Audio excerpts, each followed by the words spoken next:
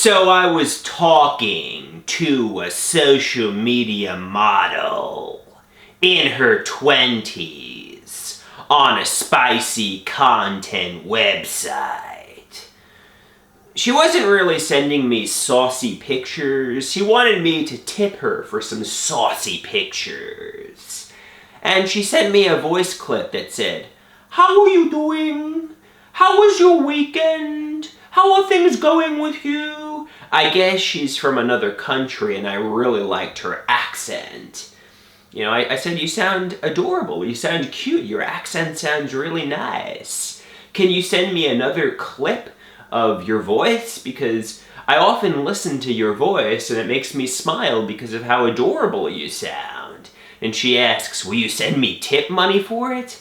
I'm like, "No. Why would I tip you for just an audio clip of you saying like, Andrew Koloski, what it is, you know? I'm not gonna tip you for that, but I mean, it's not like you know, that's exciting to me. I just find your voice adorable and cute, you know? That's really all it is. There's no spicy content thrill from your voice. Like, "Oh, how are you doing, Andrew Koloski, what it is?" You know, I just find your voice cute. You know how, like, you hear women from other countries, or you hear women that have southern accents, and you're like, "Oh, that's cute, that's adorable." Do people hear women from New York, or I guess in my case, a man from New York who says, "Hey, I'm Andrew," and do they find my accent cute if they're from the South or they're from another country? Do people like the New York accent?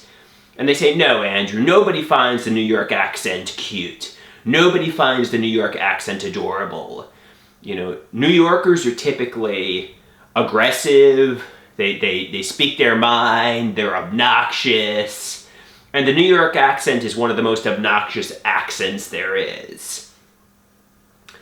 I mean, I guess if there's a sexy woman in her 20s who has a New York accent, maybe it could be a little cute.